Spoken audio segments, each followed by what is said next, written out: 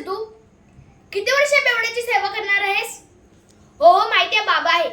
ह्याला बेवडं नाही तर दुसरा म्हणू तरी काय? बाबासारखे वागले पाहिजे.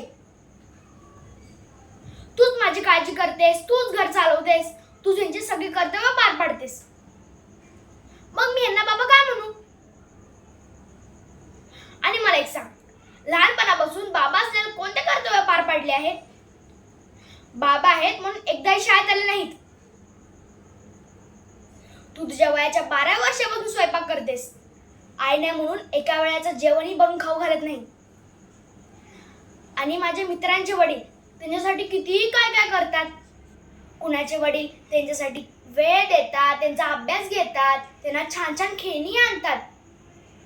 आणि माझा बाप, ते त्यांच्या वडिलांचं किती काय काय कौतुक करतात. कुणाचे वडील पोलीस, तर कुणाचे वडील डॉक्टर, तर कुणाचे वडील इंजिनियर. आणि मी काय सांगू, माझा बाप बेवडा आहे.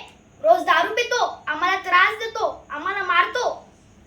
ताई आणि मी तर रोज रस्त्यावर बुजून आणतो. हे सांगू मी? नाही ताई, नाही.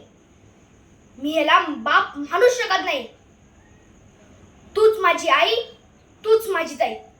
तुझ्याशिवाय माझं कोणीच नाही.